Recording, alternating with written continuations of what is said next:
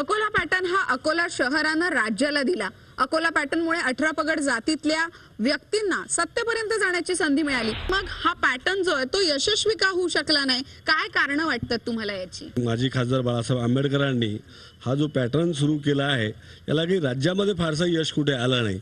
अकोला जिल्ह्यापर्यंतच हा पॅटर्न सीमित आहे। पण मग नंतर बाळासाहेबांना पण संधी मिळाली नाही, नाकारलं जनतेनं। यामागचं गणित काय होतं? इतर पत्रकारांनी जसं मत व्यक्त केलंय की गेल्या 22 वर्षापासून 20 वर्षापासून आम्ही बघतोय अकोला जिल्ह्यामध्ये विकासाच्या मुद्द्यावर कधीही निवडणूक झालेली नाही। आता तर असं झालं की काँग्रेसने मुस्लिम उमेदवार दिला, बाळासाहेब स्वतः आहेत आणि हिंदू इझम म्हणून एक खासदार संजय धोत्रे आहे। त्याच्यामुळे इथल्या इलेक्शनमध्ये लोकांना इंटरेस्ट पण नाही आहे, कारण की धर्मनिरपेक्ष पदांचं विभाजन झालेलं आहे आणि भाजपला इथे ते सर्व पथ्यावर पडतात। मी एक आदर्श पॅटर्न हा राज्याला देण्याचा प्रयत्न केला, पण तरीही लोकांनी तुम्हाला स्वीकारलं नाही लोकसभेमध्ये। याची कारण काय वाटतात तुम्हाला? नाही, मला वाटतं इथे असणारा इलेक्शन आणि पॅटर्न या दोनचा संबंध आहे असं मी त्या ठिकाणी मानत नाही आहे। याचं कारण असं आहे की इथली जी लोकशाही एक जातीय लोकशाही होती ती एक जातीय लोकशाही बहुजनवादी व्हावी म्हणून असताना हा माझा सगळा प्रयत्न आहे याच्यामध्ये। दुसरं असं आहे की ज्याला मी बहुजनवादी असताना करतोय त्याची आर्थिक परिस्थिती काय आहे हे पाहणं महत्त्वाचं आहे। तो इथला मजूर आहे, तो इथला भूमीन आहे आणि त्याच्याकडे कुठलीही साधनं नाहीत।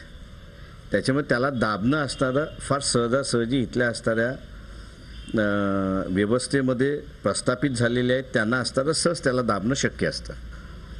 आणि या निवडणुकीमध्ये मी असं म्हणेन की इथला जो काही प्रस्थापित आहे हा प्रस्थापित माझ्या विरोधात लढत असताना फक्त मी एक संजय धोत्रेंबरोबर लढत नाही, तर गावामध्ये असणारे अनेक संजय धोत्रे आहेत की जे 25,000ची गड्डी घेऊन बसतात आणि हा उभा केलेला आम्ही असणारा पॅटर्न जिंकू नये म्हणून त्यांचा असणारा सगळा प्रयत्न असतो। आणि म्हणून आम्ही कितीही इथे असणारा बहुजनांचं हे केलं, इथे असणारा विकासाचा मुद्दा जरी इथला असणारा केला तरी माझ्या अंदाजानं त्याला एक्सेप्ट करणारा क्लास इथला मध्यम वर्ग नाही हे मला पहिल्यांदा सांगितलं पाहिजे। जसा तो अकोल्यात नाही तसा तो महाराष्ट्रातही कुठेच नाही। राष्ट्रवादीनं नवनीत कौर यांना उमेदवारी जरी दिलेली असली तरी ते खरंच पक्षासाठी काम करतायत का, की त्यांच्या मनात नेमकं काय आहे? किशोरजी काय सांगाल?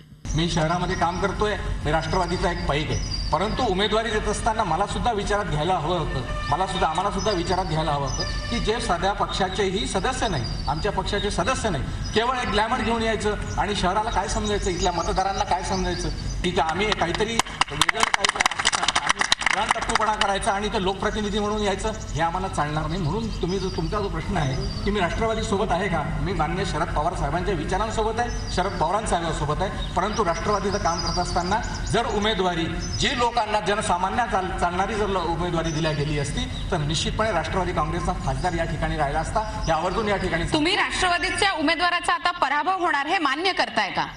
आम्ही आम्ही कोण आहे? मतदार आहेत। इथं मतदार दाखवून देतील आपली जागा ज्याला उमेदवारी दिलेली आहे। अमरावतीचं जे सांस्कृतिक कल्चर आहे, राजकारणाची जी गुणवत्ता आहे ती ढासळत चालली आहे का? अत्यंत स्पेसिफिक आपण बोलूया। अत्यंत बरोबर आहे तुमचं म्हणणं, अगदी बरोबर आहे की सांस्कृतिक शहर म्हणून ओळख असताना या ठिकाणी जे सुसंस्कृत लोक आहेत त्यांच्याकडे जर लोकप्रतिनिधित्व असलं तर निश्चितपणे सांस्कृतिक जे शहराची ओळख आहे ती पुढे जाईल। परंतु इथं हे ढासळत चाललेलं आहे। आपण बघितलेलं आहे लोकप्रतिनिधी मागच्या वेळी सुद्धा आमदार जो निवडून आलेला आहे काहीही जनतेची कामं केलेली नाही, लोकांची कामं केलेली नाही, शहराची कामं केलेली नाही, केवळ उडाण टप्पूपणा करणं हे संस्कृतीच्या विरोधात आहे हे मला वाटतं। कृषी, शेतकरी आणि निर्यातीचे प्रश्न या प्रकल्पाशी संबंधित आहेत आणि नागपूर म्हटलं की याशिवाय ही चर्चा पूर्ण होणार नाही। पण खरंच हे स्वप्न प्रत्यक्षात उतरताना दिसतंय की फक्त निवडणुकीमध्ये या प्रकल्पाचं गाजर दाखवलं जात आहे?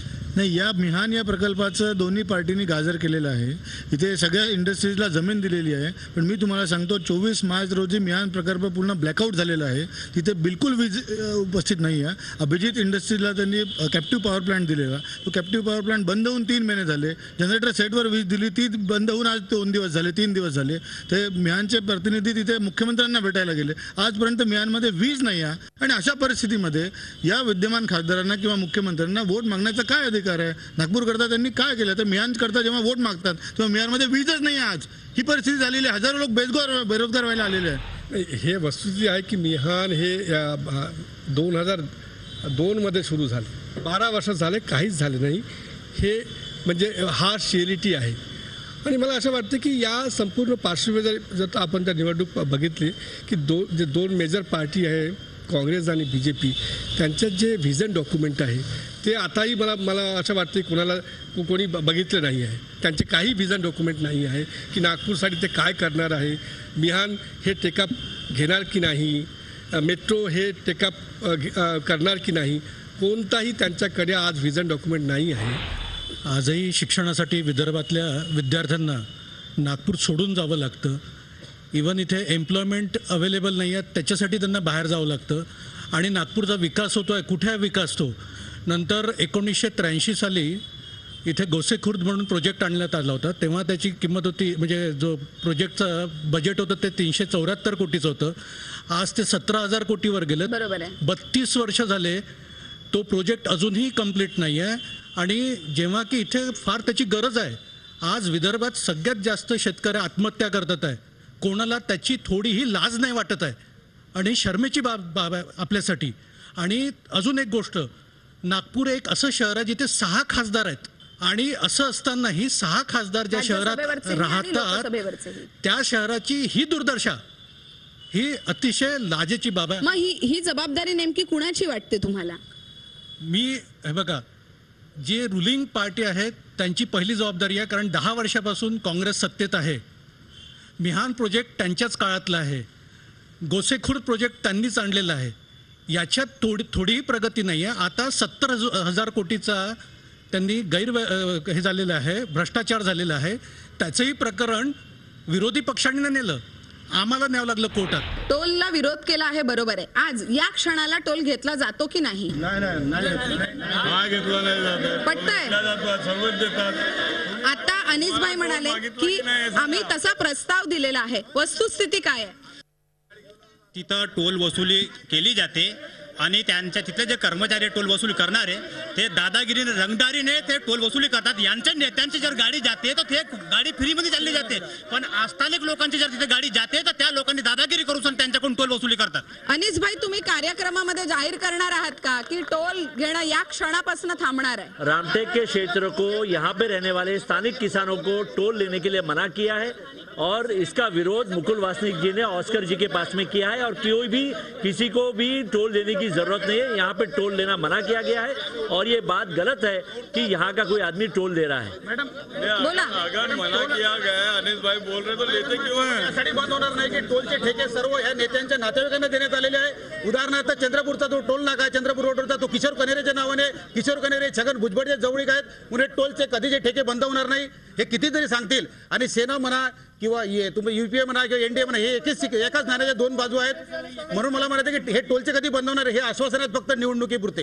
टोल बंद झाला पाहिजे कारण टोल सुरू आहे ही वस्तुस्थिती आहे, ती आम्ही व्हेरीफाय केली होती. अनिसभाई, आता कार्यकर्त्यांनी गोंधळ केला म्हणून वस्तुस्थिती बदलू शकत नाही. 2-3 वर्षापासून ह्या भागामध्ये अतिवृष्टीमुळे शेतकऱ्यावर फार मोठी आणि आपत्ती आलेली आहे.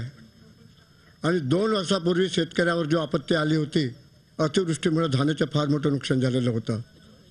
परंतु सर्व पूर्ण जिल्ह्यामध्ये पैसे मिळाले आणि रामटेक तालुक्यातल्या शेतकऱ्याला अजूनपर्यंत का पैसे मिळाले नाही, हा रात्रंदिवस शेतकऱ्यांच्या मनामध्ये हा प्रश्न पडलेला आहे. अनिस भाऊ, तुमच्याकडनं उत्तर घेऊयात आपण.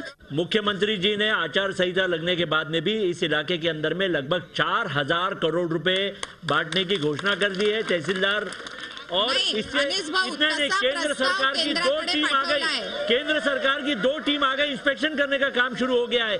और मुख्यमंत्री ने यह भी आश्वासन दिया है कि हम सिर्फ 4,000 करोड़ कम पड़ता है तो इसको डबल करने का भी काम हम करेंगे, लेकिन जितने भी किसान हैं उनका नुकसान नहीं होने देंगे. अनिस अहमद जे सांगतायत ते पूर्णपणे चुकीचं आहे. 4,000 कोटी रुपयाचा प्रस्ताव केंद्राकडे पाठवण्यात आलेला आहे, ती मदत नाही. त्यामुळे जनतेची दिशाभूल करण्याचा प्रयत्न अनिसभाईंनी करू नये. प्रसार माध्यमांचे प्रतिनिधी किमान अभ्यास करून नक्की आलेले आहेत या कार्यक्रमाला. याच्यातली प्रत्यक्ष माहिती अशी आहे की जून-जुलैमध्ये जे पाऊस खूप जास्त मोठ्या प्रमाणात मध्ये पडला, आधी ज्याला आपण ओलावृष्टी म्हणत होतो, त्यावेळेचे सोयाबीनचा पैसा अजूनही शेतकऱ्याला मिळालेला नाही आहे. आणि यावेळेला जो त्यांनी आता गारपीटग्रस्त एरियाची जी घोषणा झाली, हे नुसतं इलेक्शन पुरती आज स्टंटबाजी आहे. यांचा जो पैसा जर यांच्याजवळ आला होता तर मग सेंट्रलची कमिटी आली कशाला?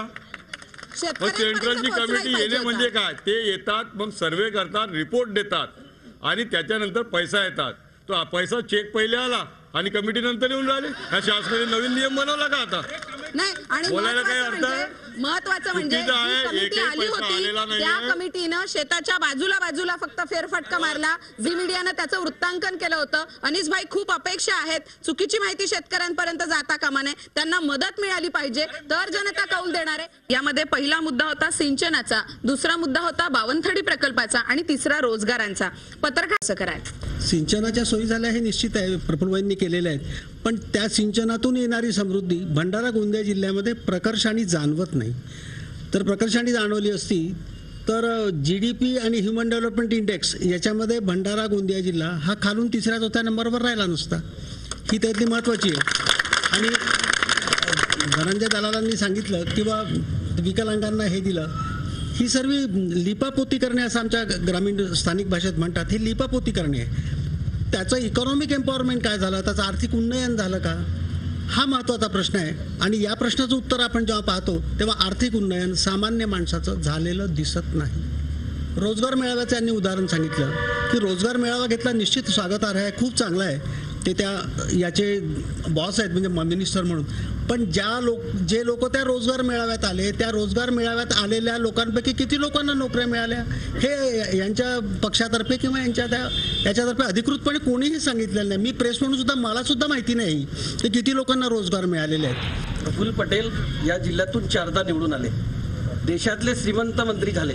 श्रीमंत मंत्र्याच्या यादीत प्रफुल्ल पटेलांचं नाव आहे. पण जिल्हा अजूनही गरीब राहिला. हे मी म्हणत नाही, जिल्ह्याचा रेकॉर्ड सांगते. अजूनही माणसाचा विकास झाला नाही, ही स्थिती या जिल्ह्यामध्ये आहे. अजूनही बिहार GFचा पैसा येतोय. हे म्हणतात की सिंचनाचा अनुशेष राहिलेला नाही. मोठ्या प्रमाणात सिंचनाचा अनुशेष आहे. ज्या दांडेकर समितीने सिंचनाचा अनुशेष नाही म्हणून अहवाल दिला तो फक्त रेकॉर्डवर घेतला. जिल्ह्यामध्ये 2000 मालगुजारी तलाव आहेत, पण मालगुजारी तलावामधली जमीन अजूनही सिंचनाखाली रेकॉर्डवर दाखवली आहे. प्रत्यक्ष सिंचन होत नाही. तलावामध्ये अतिक्रमण झालेलं आहे. तलावामध्ये गाळ साचलेली आहे. बारमाही ओलीत होत नाही. म्हणजे सिंचनाचा अनुशेष अजूनही जिल्ह्यात आहे. पुनर्वसनाच्या बाबतीत हे जे म्हणाले, 30 वर्षाच्या पूर्वी जमीन संपादित केली, 2 लाख रुपये एकरच्या भावानं शेतकऱ्यांना मोबदला मिळाला. आता ती जमीन 60 लाख रुपये एकरच्या भावानं चालली आहे. शेतकरी अजूनही नाराज आहे. शरद पवारांच्या अत्यंत जवळचे मानले जाणारे, त्याचबरोबर हेवीवेट खासदार म्हणून प्रफुल्ल पटेल यांच्याकडे बघितलं गेलं. मात्र गेल्या वेळी त्यांनी जाहीर केलेली संपत्ती आणि यावेळी जाहीर केलेली संपत्ती यामध्ये 70 कोटी रुपयांची वाढ झाली. पण सर्वसामान्य माणसाच्या जगण्यात मात्र काही समृद्धता आली आहे का, की फक्त लोकप्रतिनिधींचीच संपत्ती, मग ती कुणाचीही असो? आपल्याला काही फक्त प्रफुल्ल पटेलांबद्दल बोलायचा अशातला भाग नाही. सध्या ते खासदार आहेत, त्यामुळे ही चर्चा अपरिहार्य आहे. नाना पाटोलेंची सुद्धा आपण चर्चा करू, पण सर्वसामान्य माणसाचा विकास मग का होत नाही आणि लोकप्रतिनिधींचा का होतो असा प्रश्न मनात आल्याशिवाय राहत नाही. हे गणित जे ते नेमकं कसं काय आहे? याबाबतीतले पी साईनाथ नावाचे जे हिंदूचे रेसिडेंट एडिटर आहे, रुरल फेस एडिटर, त्याचं मत खूप चांगलं सांगण्यालायक आहे की तो मला म्हणतो की गोपू तुम्ही अत्यंत भाग्यवान माणसात की भारतातल्या सर्वात श्रीमंत माणसांपैकी एक श्रीमंत माणूस तुमचा लोकसभेतला प्रतिनिधी आहे, ज्याच्या मतदारसंघामध्ये 53 ते 55% लोक BPL आहेत. मुद्दा हा आहे, मतदारसंघात तो विकास दिसत नाही आणि स्वतःचा विकास दिसतो. हे समीकरण काय आहे? मॅडम, याच्यामध्ये मी एक सांगू इच्छितो की कोणी जन्मता जर श्रीमंत जन्मला तर हा त्याचा दोष आहे का, याचं उत्तर मी तुम्हाला विचार. मी 70 कोटी वाढलेल्या रकमेबद्दल अत्यंत स्पेसिफिक विचारलं सर.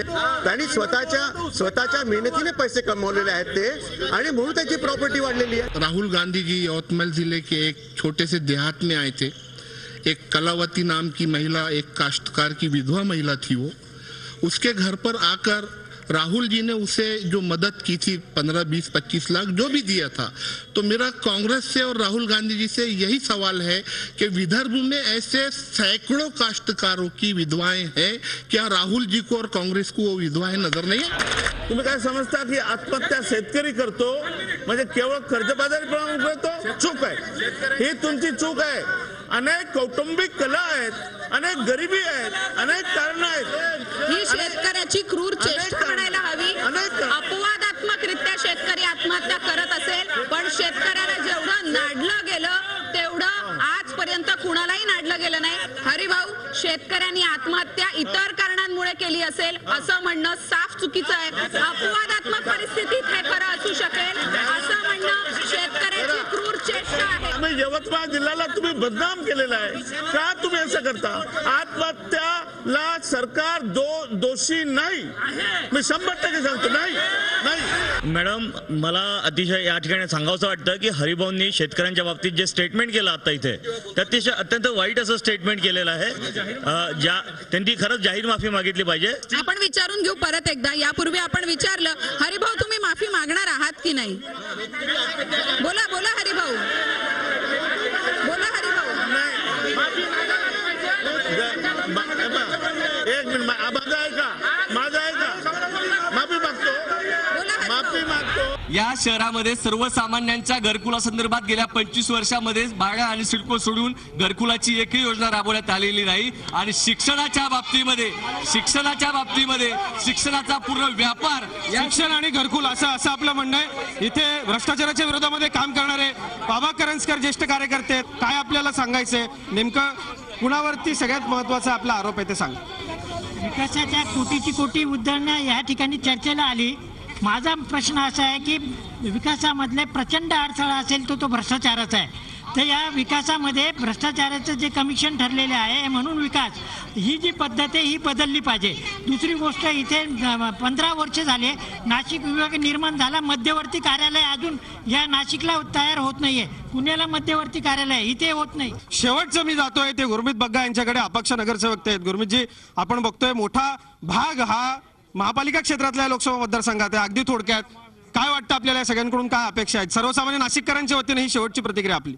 नाही, नितीन भोसले साहेबांच्या बद्दल मी थोडीशी सहानुभूती व्यक्त करतो, कारण 2 वर्ष त्यांना महापालिका सांगितली नाही त्या पक्षाने. 2 वर्ष त्यांना महापालिका त्या पक्षाने कधी बोलवलंच नाही आणि सांगितले. कारण आज महापालिकेवर 1200 कोटी रुपये स्पिल ओव्हर आहे.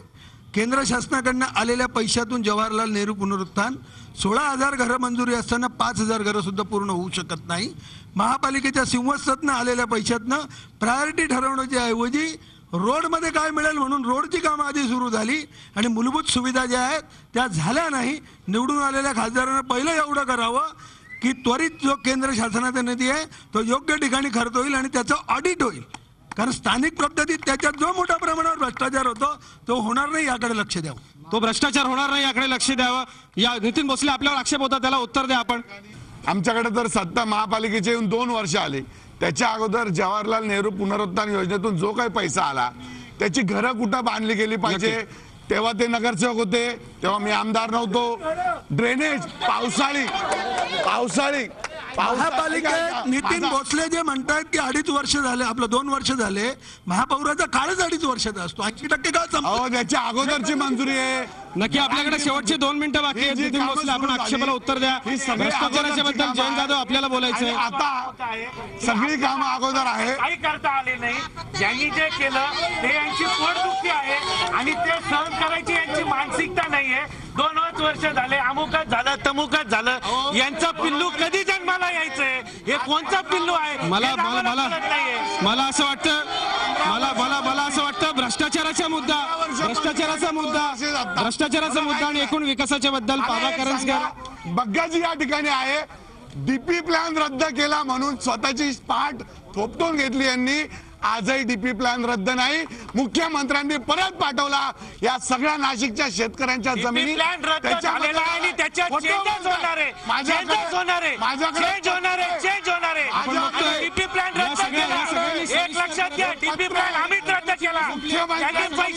सगळे मुद्दे मांडले, पण भ्रष्टाचार न करणारा उमेदवार हवा, लोकांची कामं करणारा उमेदवार नाशिककरांना हवा. नांदेड लोकसभेमध्ये शेतकऱ्यांचे प्रश्न महत्त्वाचे असणार आहेत का? शेतकऱ्यांच्या मालाला किमान किंमत मिळते का? काय नेमके या मतदारसंघातले विषय आहेत? शेतकरी समाधानी आहे का नांदेड मधला? मॅडम, मी तुम्हाला 3 महत्वाच्या गोष्टी सांगतो. आतापर्यंत जे उद्योगाच्या बाबतीत चर्चा केली, विमानतळाचा उल्लेख झाला, शेतकऱ्याच्या नावाखाली गुरुतागद्दी सारख्या पवित्र देवाच्या नावाखाली यांनी निधी आणला आणि स्वतःची पोटं भरलेत.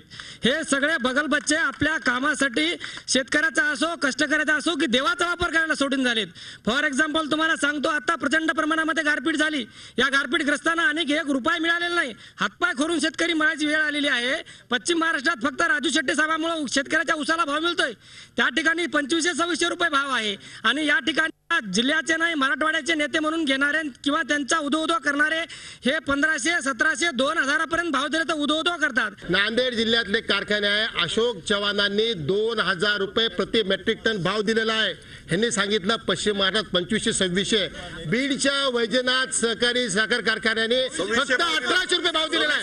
1800 रुपये भाव दिलेला आहे. वस्तुस्थिती अशी आहे की जो कारखाना 40 कोटीमध्ये तयार होतो त्या कारखान्यावर 200 कोटी रुपये यांनी कर्ज उचललेलं आहे. अशोकरावांचे मेव्हणे, भास्करराव पाटील खतगावकर यांच्या गोदावरी मनारवर 200 कोटी रुपये कर्ज होतं. वागलवाड्यावरही 200 कोटी कर्ज होतं. हे कारखान्याचे चेअरमन अशोक चव्हाणच होते वागलवाड्याच्या पूर्वी. आणि यांचे मेव्हणे जे होते आता त्या कारखाना विकायला निघायला आहे. कोणी विकत घ्यायला तयार नाही कारण त्याच्यात यांनी सामानच शिल्लक ठेवलं नाही. हे नवीन कारखाने विकत घेतात आणि तिथलं सामान नेऊन तिथं बसवतात आणि त्याच्यामुळे तुम्हाला सांगतो 1700 रुपये भाव देतात आणि 400 रुपये टनाच्या पाठीमागच शेतकऱ्यांचं शोषण करायला लागलेले आहेत. 2100 रुपये भाव ठरलेला आहे आणि 300 रुपये आता आलेले आहेत. केंद्र शासनाची मदत आलेली आहे त्याच्यातनं हे पैसे द्यायला लागलेले आहेत. शेतकरी महिला आहेत, काय तुम्हाला भाव मिळत होता नेमका? 1700 रुपये प्रति क्विंटल. म्हणजे आता अमर भाऊ जे म्हणतायत आम्ही 2500 रुपये 2000 देतो, हे खोटं आहे? हो. अमर भाऊ बघा, तुम्ही दावा करत होता या महिला शेतकरी आहेत, कुठच्याही राजकीय पक्षाशी यांचा कवडीचा संबंध नाही. तुम्ही धादांत खोटं बोलत नाही. जेव्हा विलासराव ग्रामपंचायतीचे सदस्य होते तेव्हा सुद्धा लातूरमध्ये व्यापार होताना डाळमिळ होत्या. त्याच्यामुळे ह्यांनी असं काही वेगळं केलेलं नाही. नव्या दालमिल आल्या का? लातूरच्या सर्व दालमिल लातूर सोडून चाललेले आहेत. आकडाच घेऊयात, नव्या दालमिल आल्या का आणि त्याचा आकडा किती साली किती आल्या? 130 दालमिल इथं आहेत. विलासरावजींनी प्रयत्न केले नाहीत असं नाही आहे. माझ्या मित्रांना ते कबूल करणं थोडंसं अशक्य दिसतंय. सर, नव्या किती आल्या? जयवंतराव आवळेंच्या कारकिर्दीत नव्यानं किती आल्या? आता 130 दालमिल आलेल्या आहेत. याचं श्रेय हे सरकारला जात असतं. आमच्या मित्रांना ते मान्य होऊ शकत नाही. परंपरागत चालत आल्या आहेत की नव्यानं आल्या आहेत? अगदी साधा प्रश्न. परंपरेनं फक्त 4-10 दालमिल होत्या, आता 130 दालमिल आणि त्याचं आता ऑटोमायझेशन होत आहे. बरं, खरंच उद्योगधंदे आले? याच प्रश्नाला जोडून मी सांगतो, मुळात दालमिल आल्या असं जरी बेदरे साहेब सांगत असलेल्या दालमिल ह्या अन्य ठिकाणी शिफ्ट झालेल्या आहेत. म्हणजे लातूरच्या दालमिल ह्या सोलापूरला गेलेल्या आहेत. म्हणजे मागच्या काळामध्ये आवळेंनी तर काहीच केलं नाही. एकूण उद्योगधंद्याला पूरक ज्या गोष्टी करायला पाहिजेत इथल्या सत्तेतल्या मंडळींनी काहीही केलेलं नाही आहे. जशा कोणकोणत्या गोष्टी अपेक्षित होत्या? यांनी सांगितलं आम्ही 150 पर्यंत हा आकडा वाढवला, 4 वरून 150. ही वस्तुस्थिती आहे का? ही वस्तुस्थिती अजिबात नाही. हे फेक आकडा आहे. आवळे हे पाहुणे कलाकार, जसं अनिवासी तसं लातूरची मंडळी त्यांना पाहुणे कलाकार. एखाद्या चित्रपटात पाहुणे कलाकारांची जशी भूमिका असते तशीच आवळ्यांची भूमिका होती. आवळ्यांनी काहीही काम या ठिकाणी केलेलं नाही. त्यांचं काम काय सांगतात की संसदेमध्ये 100% उपस्थिती. एखादा विद्यार्थी वर्गामध्ये 100% उपस्थित आहे परंतु त्यांनी काहीही अभ्यास केला नाही तर त्याला पुढच्या वर्गात पाठवत नाहीत. याच्यामध्ये काढलेल्या माहितीनुसार जवळपास 70% हे शिफारसी मुंडे साहेबांनी केलेल्या आहेत. जर 70% पर्यंत एखादा त्याचा मेंबर हा जर शिफारसी करतो आहे तर 70% पर्यंतच्या जर शिफारशी आपण काढून बघितल्या तर मुंडे साहेबांच्या आहेत. आणि त्याच्यामध्ये सगळे म्हणजे बाकीचे आमदार असतील, इथले राष्ट्रवादीचे असतील, सगळ्यांचा त्याच्यामध्ये हा त्यांनी जवळपास मला वाटतं की आता कोर्टाने त्यांच्याबद्दल समन्स पण काढला होता. तर ह्या सगळ्या जे त्याचे मेंबर्स होते त्या सगळ्यांवर हा ठपका जातो आणि जवळपास मला वाटतं की त्याचे 1 लाखाच्या वर त्याचे मेंबर्स होते, त्या सगळ्यांचे पैसे याच्यात डुबलेले आहेत. 70% शिफारसी मुंडे साहेबांनी केल्या आहेत का? खरी स्थिती काय आहे? कुठल्या शिफारसी त्यांनी पाहिल्या हे मला माहित नाही, कारण मुंडे साहेब काही डायरेक्टर किंवा चेअरमन नाही आहेत त्या बँकेचे. शिफारस एक राजकीय नेता एखाद्याच्या लोनची करतो, पण तो लोन द्यायचा का नाही हा निर्णय सर्वस्वी त्या कमिटीचा आहे किंवा त्यांच्या चेअरमनचा आहे. त्यामुळे मुंडे साहेबांच्या कोणत्या शिफारसी 70% बघितलं त्यांनी सिद्ध करून दाखव. कुठे कागदपत्र आहेत का त्यांच्या हातात की मुंडे साहेबांच्या 70% शिफारसी आहेत? केवळ मुंडे साहेबांनी प्रत्येक गोष्ट मुंडे साहेबांनीच करायला पाहिजे आणि प्रत्येक मग घोटाळा तुम्ही जर आतापर्यंत रेल्वे आणि रस्त्यासाठी सांगतात की मुंडे साहेब अपयशी ठरले, तसं मला सांगा इथे मुंडे साहेब जर अपयशी ठरले असते, मुंडे साहेबांनी काही गोंधळ घातला असता तर यांची सत्ता यांनी मुंडे साहेबांना सोडलं असतं का? आज याच्यामध्ये अडकलेले लोक कोणाचे आहेत आणि त्यांना हायकोर्टाने जामिनी फेटाळल्यात, ते कुणाचं पाप आहे? त्याच्यात शिफारसी मुंडे साहेबांनी काय जयभवानीला कर्ज द्या म्हणून मुंडे साहेबांनी सांगितलं होतं? नंदू माधव जे सांगतायत त्यात काही तथ्य आहे, फक्त लेखी स्वरूपामध्ये नाही. प्रश्न असा आहे की त्यांनी जे सांगितलं की महायुती नाही आता ऐकून घेतलं पाहिजे ना, आता ऐकून घेतलं पाहिजे ना. नाही महाराष्ट्र खूप लांब आहे. अगोदर इथं बोला ना. हे काय बोलताय?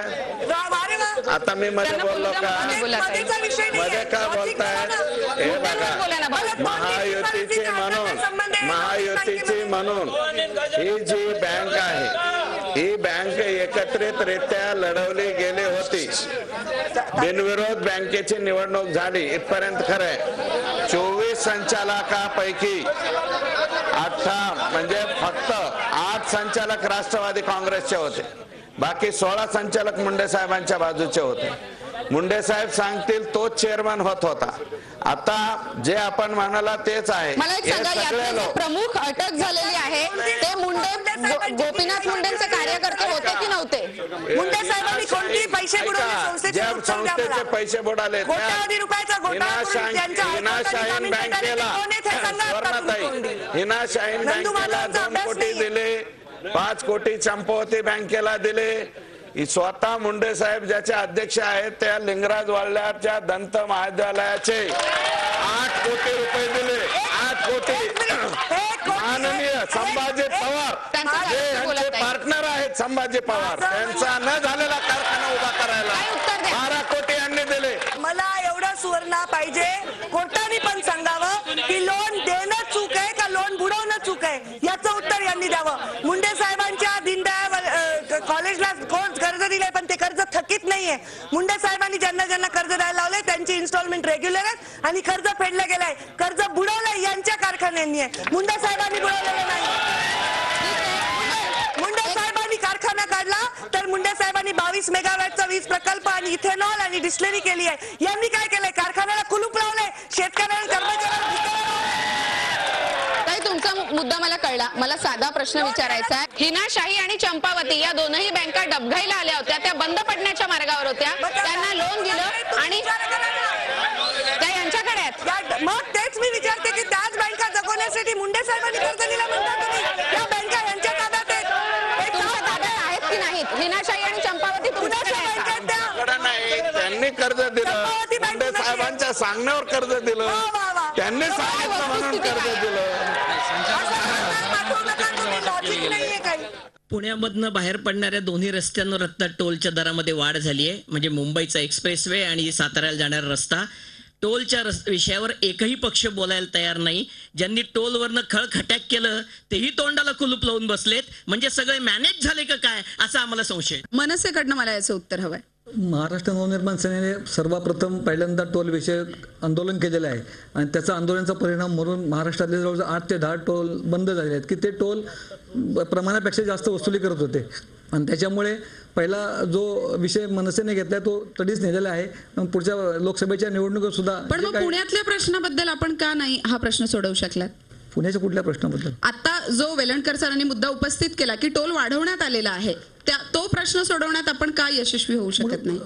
तो विषय आता सुरू झालेला आहे. त्याच्याबद्दल सुद्धा आम्ही साहेबांनी सांगितले की निवडणुकीत तर आम्ही या टोल विषयी आम्ही त्याची भूमिका अग्रभागी मांडणार आहोत. ठीक आहे, काय प्रश्न विचारायचा? मला एक सांगा की मनसेने आतापर्यंत एवढी आंदोलनं केली, कुठलंही आंदोलन पूर्ण झालेलं नाही, त्याला कुठलंही आश्वासन न मिळता मनसेने आतापर्यंत केलेली आंदोलनं ही मागे घेतलेली आहेत.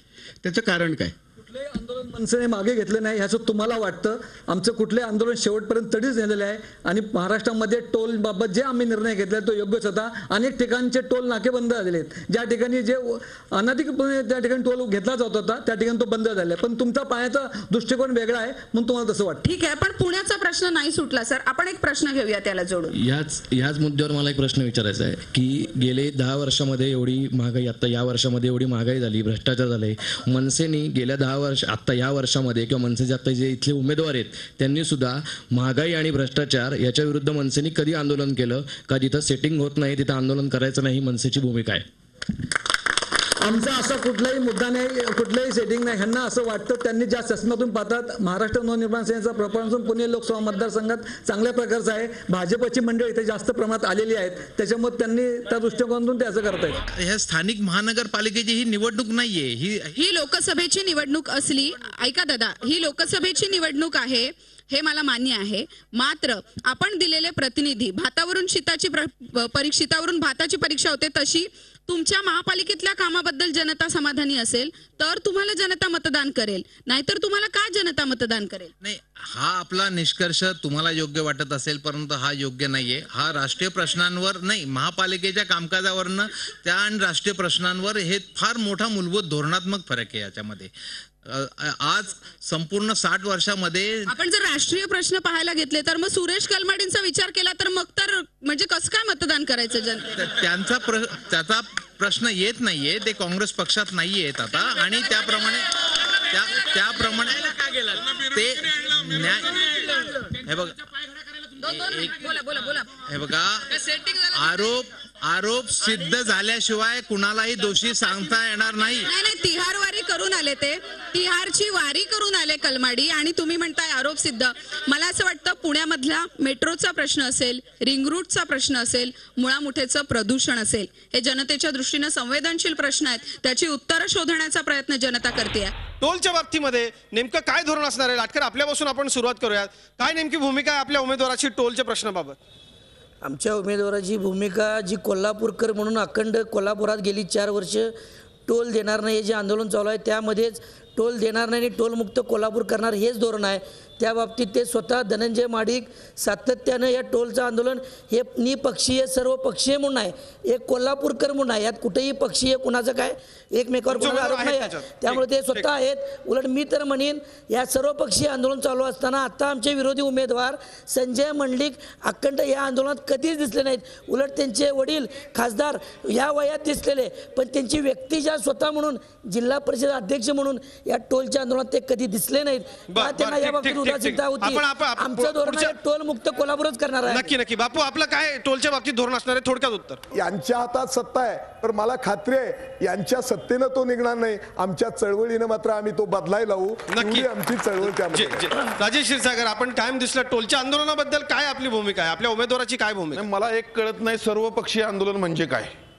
जो पक्ष सत्तेवर आहे त्या पक्षानं हा प्रश्न सोडवायला पाहिजे. सत्तेवर असताना आपण प्रश्न सोडवायचे असतात, चळवळी करायची नसतात. लाटकर साहेब, माझी जर सत्ता असती तर मी तुम्हाला आज या ठिकाणी सांगतो, मी राजीनामा दिला असता. आणि म्हणून या सगळ्या अशा गोष्टी चालत नाहीत.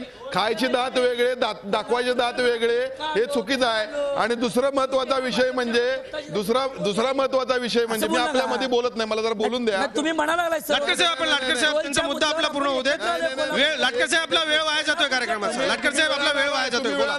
मी या ठिकाणी अभिमानानं सांगू इच्छितो, ज्या वेळेला दोन्ही वेळेला टोल जाळले ते शिवसैनिकांनी जाळलेले आहेत, त्यावेळी कोणी नव्हतं इथं. टोलला प्रखर विरोध शिवसेनेनं केला. दोन्ही पक्षाचे उमेदवार कोल्हापूरकरांच्या महत्वाचा विषय, टोल मुक्त महाराष्ट्र हे आम्ही आमच्या वचननाम्यामध्ये दिलेलं आहे. या देशामध्ये खाजगीकरण होत आहे आणि ह्या खाजगीकरणामध्ये हा देश बरबटला जातोय. आज कोल्हापुरातनं लाखो रुपये टॅक्स जातोय, परंतु या कोल्हापूरसाठी, रस्त्यांसाठी, कचरा, पाणी यासाठी कोणतीही सुविधा देण्यासाठी ठोस असा निधी येत नाही. याला सर्व पक्षाचे हे लोकप्रतिनिधी जबाबदार आहेत. आज मला सांगा, आज टोल कोल्हापूरवर लादला गेला आमच्या, आणि या टोल प्रकरणामध्ये जो कॉन्ट्रॅक्टर आहे तो कॉन्ट्रॅक्टर कोण? ही IRB कंपनी कोणाची? याचे सभासद कोण आहेत? पार्टनर्स कोण आहेत? तर हे सगळ्या पक्षाचे पार्टनर्स आहेत. याची CBI मार्फत चौकशी करा. ताई, तुम्हाला पटतंय का? खासदार साहेब कित्येक वेळ खूप मोठे मोठे आकडे सांगतायत. जनतेला या आकड्यांचा काही फायदा झालाय का? माझा प्रश्न मुळात असा आहे की जनतेला तुमचे आकडे किती मोठे आहेत ह्याच्याशी काही घेणं देणं नाही आहे. मुळात प्रश्न आहे की त्याच्या पोटात भाकरी जाते का, त्याला रोजगार मिळतोय का, आणि त्या रोजगारावर त्याचं कुटुंब चालतंय का त्याला नाही मिळत तेवढे पैसे म्हणून त्याला दुसरीकडे स्थलांतर करावं लागतंय रोजगारासाठी. हे बेसिक मुद्दे आहेत विकासाचे. कुपोषणाचे प्रश्न आदिवासी भागामध्ये आहेत, त्यांच्यासाठी आपण काय केलेलं आहे? कुपोषणाचा तुम्ही ताई हे सगळे प्रश्न मांडताय. खूप वर्ष आम्ही तुम्हाला सामाजिक कार्यात अगदी हिरहिरीने प्रश्न मांडताना पाहतो, पण खासदार चंद्रकांत खैरे यांना वारंवार जनता कौल देते. ही एक अपरिहार्यता म्हणायची की खरी विकासाची व्याख्या ते मांडतायत? मला असं वाटतं ती विकासाची व्याख्या नाहीये, पण जनतेला भुलवणारा एक तो भुलभुलैया आहे चंद्रकांत खैरे, असं माझं स्वतःचं मत आहे. इथे जे महापालिकेच्या जागांच्या बाबतीमध्ये बोललं गेलं, जवळजवळ ह्या मुंबईतल्या शेकडो हा शब्द वापरतोय, माझ्याकडे एक्झॅक्ट नंबर नसल्यामुळे तो बोलतोय, शेकडो अशा मैदान आहेत ती यांच्या नेत्यांनीच खाल्लेत, त्यांचे स्वतःचे क्लब तयार झालेत आणि नावासहित दिन म्हणजे हा आरोप नव्हे. नाही, या क्लब मध्ये काँग्रेसचे लोक सुद्धा त्याच बरोबरीने सहभागी झाले. त्यांची नावं जर सांगायची म्हटली तर रवींद्र वायकर असतील किंवा सुभाष देसाई असतील, राज श्रॉफ असतील, सगळ्यांची नावं घ्यावी लागतील. आपण इथे मोकळ्या मैदानांबद्दल बोलतोय भाई, तर धोरण म्हणून आपण बोलू. या सगळ्या जागा ह्या कॉर्पोरेशनच्या खुल्या जागाच होत्या आणि मुंबईच्या ओपन जागे बाबतीमध्ये बोलत असताना गेली 22 वर्ष त्या ठिकाणी कॉर्पोरेशनमध्ये असताना ही अतिक्रमण काढण्यासाठी यांना अडवलं कुणी? आज जे काय झोपडपट्टीचा विषय जिथे आज बोलतात आहेत तावातावाने, ह्या झोपडपट्ट्या निष्कासित का झाल्या नाहीत यांना कोणी अडवलं नाही. आणि म्हणून या सगळ्या ओपन जागा यांनीच सगळे तिकडे झोपडपट्ट्या वसवल्या आणि हेच त्या झोपडपट्टीतले काही दादा लोक आणि ह्यांचा नेक्सस आहे पोलिसांचा सुद्धा. महापालिकेची जबाबदारी असं तुम्ही म्हणताय आहेच का नाही का? नाही आहे ना. तुम्ही काय म्हणताय? मी तुमची भूमिका विचारते. नाही, तुमच्याकडे तुमची भूमिका विचारते. लक्षात घ्या, त्यांच्याकडे जरा ज्ञान मिळेल मला. नाही ठीक आहे, भाईंना खूप राग येतोय पण मला राग नाही, मी वस्तू नाही पण मला एक कळतच नाहीये की शिवसेनेनं अनधिकृत झोपडपट्ट्या होऊ द्यायच्या आणि काँग्रेस राष्ट्रवादीच्या सरकारनं त्यांना रेग्युलराइज करायचं. त्यामुळे तुम्ही दोघं एकमेकांच्या सोबत आहात की विरोधात ते सर्वसामान्य जनतेला कळेनासं झालेलं आहे. मोकळ्या जागांचा जो प्रश्न आहे तो मात्र जनतेचा संवेदनशील विषय झालेला आहे आणि मोकळ्या जागांवरती आक्रमण झाल्यामुळे सर्वसामान्य माणसाला मात्र त्या मोकळ्या जागा मिळत नाहीत, ही वस्तुस्थिती आहे.